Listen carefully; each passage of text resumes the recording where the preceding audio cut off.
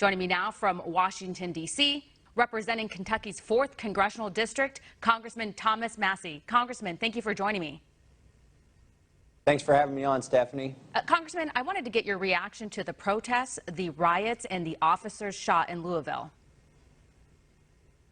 Yeah, I think the mainstream media is complicit in this. They're not getting the whole truth out, and so they've sort of incited these riots. We learned information from our Attorney General, Daniel Cameron, yesterday that I'd never even heard in the media. For instance, the officers who issued the search warrant were shot at first before they returned fire, and that maybe Breonna Taylor wasn't in bed, but instead standing next to the person who had shot the gun. So those are facts that I think if everybody knew about them, maybe would have prevented some of the unrest that happens. But nothing justifies the violence that happened yesterday. 2 officers in Louisville were shot during the protests, so we need to quit calling these peaceful protests. Yeah, I mean, what you pointed out was that this was not a no-knock warrant, and there's been this media campaign, the Black Lives Matter campaign, that continued to push a lie, which has really divided our country. And we see it playing out in Louisville and with the officers shot and all of the violence and chaos that's been going on. But you have to look at what's been happening over the months with the George Floyd protests. This was really never about George Floyd. This isn't about social justice. This is about anarchy and chaos. I think a lot of people are just frustrated. There are people genuinely protesting because they have concerns about race relations in this country. But I see some of those protesters, and I think they're just out to make trouble. And some of them are just mad that President Trump is the president. And also, I think part of being masked up and being locked down for so long has caused us to look at each other differently. I think the sooner we get this economy back open and the sooner we get these masks off and become human again, maybe we can start treating each other like humans again. Yeah. I'm not sure if you saw this video, but in Louisville yesterday, there was a U-Haul truck that was delivering signs and all of these other things, and we have video of it. Roll tape. Come on.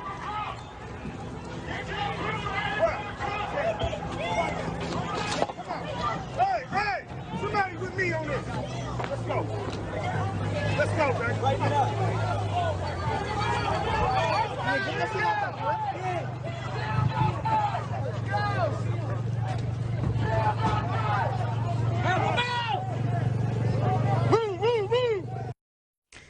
And in the video, you can see things like bats and other things that can be used as weapons. So this isn't actually a peaceful protest. They didn't come in. Of course, there are some peaceful protesters probably there. But the fact is that there are a lot of them that aren't, and it's very organized. Like, who paid for that U-Haul is my question. Yeah, I haven't seen that video before, but it does put a question mark on whether these are spontaneous protests or whether they're organized and funded by somebody who's hoping to see more violence and not peaceful protests. And again, nothing justifies shooting the police officers, which is what happened yesterday there in Louisville at the edge of my congressional district.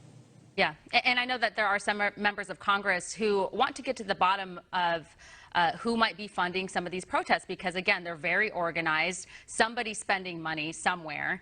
And I know that Congressman Andy Biggs of Arizona has been focused in on this. We've heard that the Department of Justice is investigating as well. Is this something that you're concerned about? Yeah, I think Andy Biggs is doing a great job there. The question is, you know, could they be liable eventually? Because we're having businesses burned down, people are assaulted, and if somebody's facilitating that, then they're complicit in that violence, because again, these aren't peaceful protests. And so I think it would be good to know if there's somebody behind this, because they should be culpable legally. Yeah. And we heard from Joe Biden as well as Kamala Harris on Twitter, and they're offering their condolences. Well, they're saying that they care about the police officers who were shot. Kamala Harris says, we're wishing them a swift and speedy recovery. Violence is not the answer. We must find a way to express our grief, anger, and demands in ways that reflect the world we wish to see. Joe Biden also chiming in. But Kamala Harris, she's not a serious person here. We know that they had promoted a bail fund group that several staffers of Biden's actually donated to. It turns out that they had posted bail for multiple alleged violent criminals, including an alleged murderer and previously convicted rapist. So they can say these things on Twitter, but their actions is what I'm actually concerned about. Yeah, I think their rhetoric has changed because they've got some polling back that shows that they're losing ground in states like Wisconsin and Pennsylvania that are going to matter, because at the end of the day, this is not who we are. Americans don't go to the streets and burn down other people's businesses or shoot indiscriminately at police. And so that's why I think their rhetoric has changed. But I'd like to see more Democrats come out and condemn this. The problem is the left, the radical left, has hijacked the left. And so they're even afraid. You have some of my moderate colleagues who I think are afraid. They're afraid of getting, not just getting primaried in their congressional races, but also they're just afraid for their own health. If they do come out and, speak out against the violent protests and call them for what they are. So I'd just like to see more of my colleagues come out and do what the Biden campaign has done. But the Biden campaign is doing it, I believe, for political purposes now, because their polling shows that it's not good for them. Yeah, I think you're right, because they didn't even mention it during the Democratic National Convention. No word about it, not a peep about it, but all of a sudden they see the polling, then they get Biden out there. They have him condemning it now, but we know he's not very honest about it. He's just going where the wind blows, and right now he's realizing that the American people want to live in safe communities. They don't want the police departments defunded. It's just appalling to see his shift. Now, I wanted to ask you about the war on cops. I do believe that there is a war on cops, and I think that the rhetoric from the left is inspiring people to do terrible things. Yeah, absolutely. And why would you want to defund the police? I mean, the only charge that the grand jury, and by the way, it was a grand jury that decided this, a jury of peers that are right there from Jefferson County. The only charge they came out with the police was one of the officers for wanton endangerment for firing his weapon. Wouldn't you want that officer to have more and better training? Why would you want to defund the police? I think it's actually counter to the purposes that they say they're trying to promote. So, no, we don't need to defund the police. There shouldn't be an attack on the police. And again, I think they're going to find out that doesn't work for them in elections. People want to live in a stable and safe country, not something that looks like a banana republic or a third world country. Yeah. I want to shift gears here for a second and get your thoughts on the mandatory mail-in voting. There's obviously a lot of concern about voter fraud. President Trump has been speaking out against this. Also, AG Barr has also brought this to our attention, that he's also very concerned. I know that you had recently brought up some ballot security amendments, and the Democrats turned those down as well. Yeah, I forced them to vote on them in the Oversight Committee. They tried to remove a postal reform bill that was supposed to make sure that the elections were fair.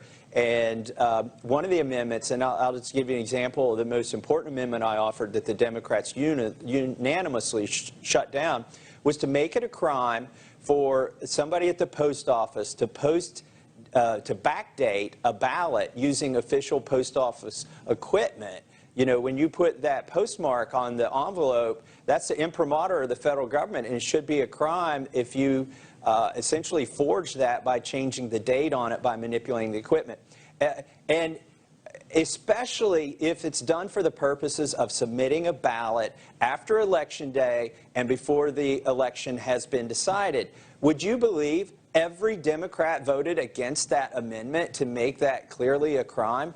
That, to me, that makes me question whether they hope to accept ballots that were cast after Election Day and while the counting has still happened. It should really put a question mark on what their intentions are, because they voted unanimously against that amendment. Well, it comes as no surprise, because it's the same Democratic Party that loves motor voter. They're the ones who don't think you need an ID when you go and vote, but when I go to Walgreens, I have to show an ID to get cough syrup. So, again, it's just not surprising, but we appreciate your efforts. Thank you so much. Thanks so much, Stephanie.